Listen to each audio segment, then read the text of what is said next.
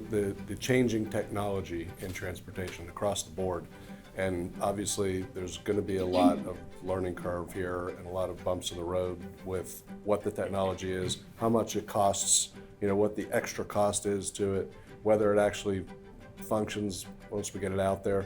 But this does feel like an inflection point in the history of transportation, where things are going to have a major changeover to a different way of doing things.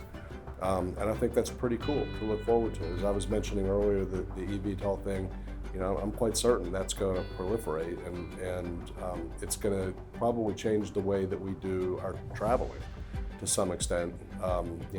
As early as 10 years from now, I think, but certainly 30 years from now. We may not go to the beach via a car from Raleigh or Greensboro or any part of the state. We may well take one of these things now, So I just think that it's a neat time to be part of the industry. Again, thinking about the economy, I think the bright spot is, I echo what Phil said earlier. It feels like we've kind of found the bottom and that we're on our way for recovery. But other than that, I think the bright spot is just the collaboration that I'm seeing from the industry. It just feels like more stakeholders are sitting around tables like this, talking about the issues and trying to put our best foot forward, whether it's solving for infrastructure dollars. I was a part of a large stakeholders group that tried to do our best to come up with creative ways of making sure that we've got good roads and bridges, because that's the workforce, the workplace for our professional drivers. And so I feel like that collaboration is a bright spot, and sometimes it takes tough challenges to bring those folks together to try to work collectively to solve those problems. I think the bright spot is really our state and the strength of our economy in our state. I mean, we have been ranked the #1 place to do business 2 years in a row. We've had a record number of job announcements. Our population continues to grow. People want to be here, and that's a positive thing, and that will allow us to grow and grow smartly, to plan that growth. And I think, particularly even in this particular region, we've sort of developed a hub for transportation technology.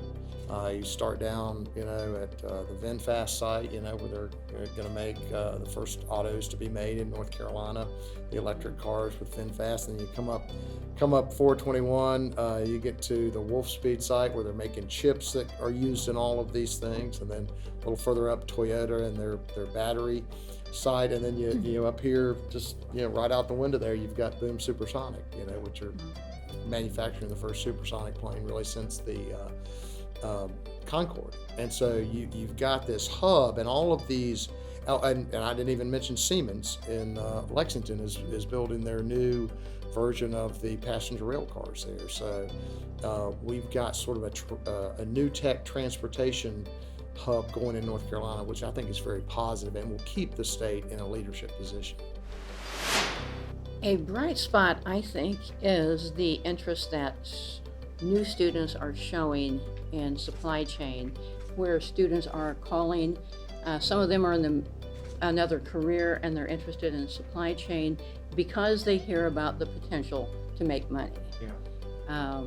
But also students right out of high school, some from Western Guilford, and their program is really interesting at a high school level, for the distribution and logistics side. But students are asking for supply chain because they want a career that will help them to have a family, be able to buy a home, be able to live the life they want. And that's what they think supply chain can offer. And so we want to prepare